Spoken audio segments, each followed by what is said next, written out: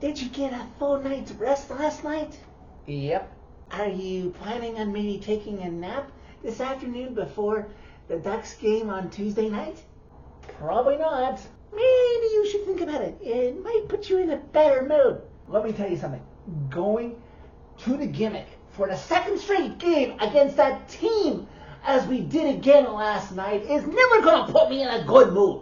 Before you fly off the handle, Johnny, take a deep breath. Ha, ha, ha, ha, ha. Does someone somewhere have a voodoo doll collection of this roster? As always, not helping.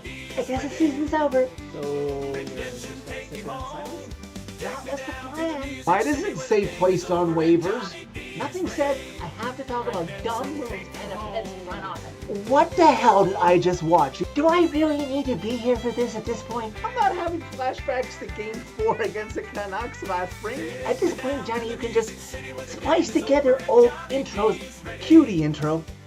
Redemption take you home. Preds tie the Los Angeles Kings 2-2 Monday night inside Crypto.com Arena in Los Angeles, California, and then the Preds proceed to lose 1-0 in the gimmick to those said Los Angeles Kings, thus losing the game 3-2 overall, gaining a point, but losing out on that second point that's going to be oh so crucial right down the stretch drive right now. And by only gaining a point, the Preds relinquished control over that last wild card spot in the Western Conference and give it over to the Los Angeles Kings. Hey Preds Nation, Johnny here. This is going to be a shorter, rather slightly different Preds fan reaction than you usually get. As you can see, I'm getting this out a lot later than I would have liked to.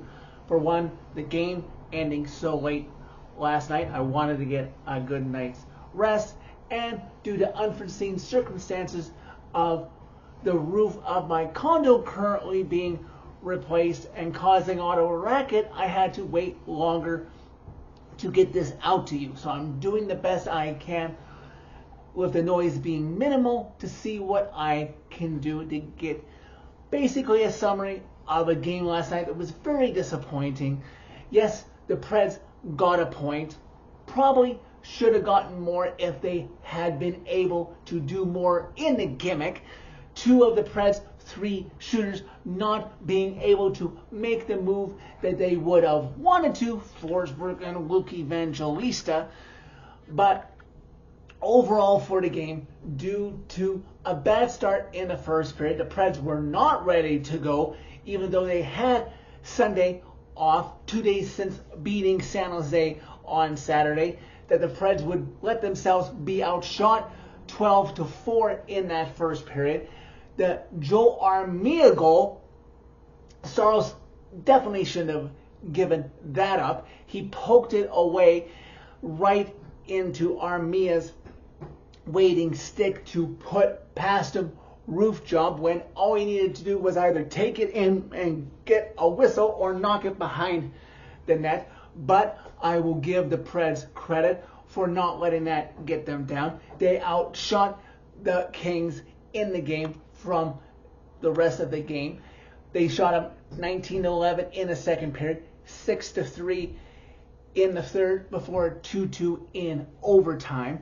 Now, the only two penalties of the game that were called, much to the chagrin of Kings fans, were the two early in the second period. And I said as much on Preds Twitter that there was no excuse for almost an entire 5-on-3 that they earned early in the second, that they would have to get at least one, hopefully two. But I'll take the one that they did get. Ryan O'Reilly sets up Steven Stamkos from his sweet spot just to on-town Forsberg, who was in net, by the way, much to the surprise of Los Angeles Kings coach DJ Knight, who acted like he was going to stick with Darcy Kemper after losing to the Preds last Thursday. Then he beat the Toronto Maple Leafs in a 7-6 slobber knocker on Saturday. Well, they decided to go with Anton Forsberg instead. And Steven Stamkos' 39th of the season. He's going to get 40 before the end of the season. We just know it. Was able to get Ryan O'Reilly's pass to him, past Forsberg before he could respond. But alas, just before 6 minutes were left in the second period, Scott Laughlin strikes again, a goal in his second straight game against the Preds, gives the Kings a 2-1 lead after 40 minutes, meaning that the Preds were going to have to get all hands on deck so they didn't leave Los Angeles disappointed. And it came to play in the third period, a period that surprisingly didn't garner more shots by either the Preds or the Kings that they got, but just before 4.5 into the third period, Preds on the rush, starts with Eric Holla to Anton Forsberg's left, who gets a shot. Then Forsberg follows up on the rebound, and Anton Forsberg gives up a big juicy rebound, and just above the left face-off dot, there's the captain. We wish he would have gotten more goals to this point in the season, who picks it up and fires it home past Anton Forsberg before he can react, and the Preds have tied this game at 2. And there's a little bit of trepidation, a little bit of timidness as the third period proceeds through the rest of that final 20. Teams sitting back. Kings happy, I'm sure happy to get another game. What is that, 32 games now that they've gotten to the extra frame? Preds making sure not to leave LA empty-handed. The game is tied at 2 after 3 periods. And in overtime, you get 2 shots apiece. Nothing there. So we go to the shootout again. Adrian Kempe was the one who would score for the Kings, and we would get through all 3 rounds of Pred shooters. Ryan O'Reilly actually got a shot off.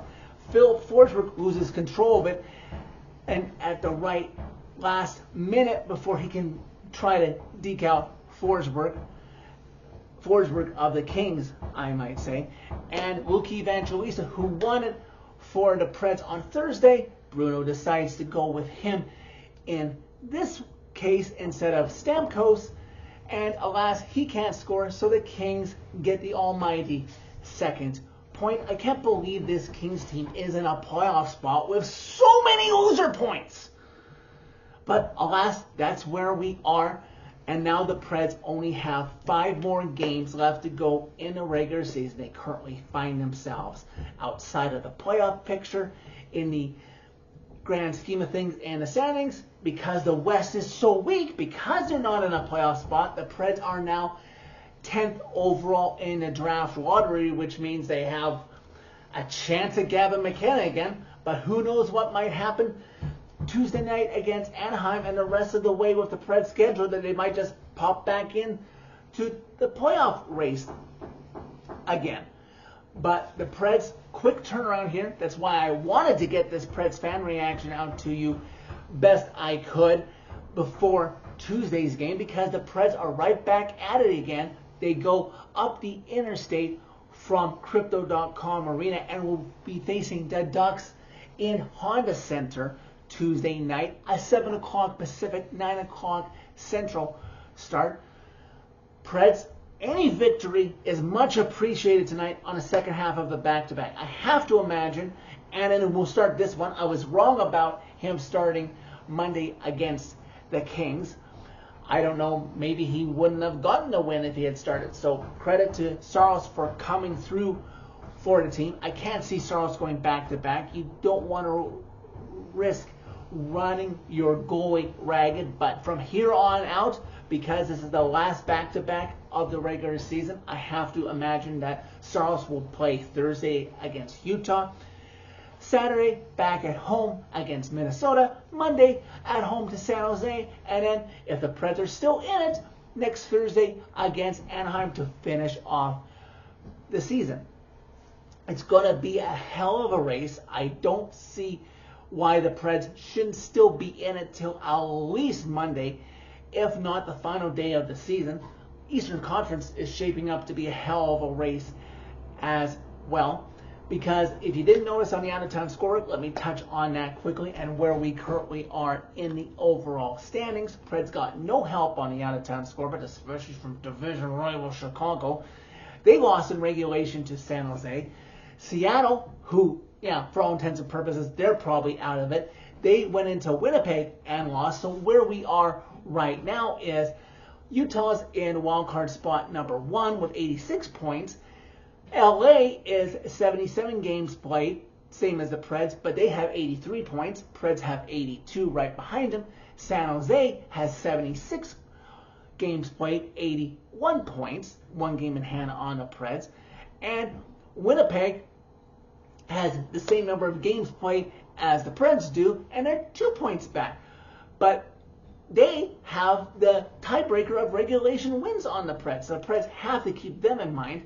And finally, I guess if you want to consider them, St. Louis has 76 games played, 78 points, and 29 regulation wins. So they even have the tiebreaker. So Preds have to be a little bit tepid.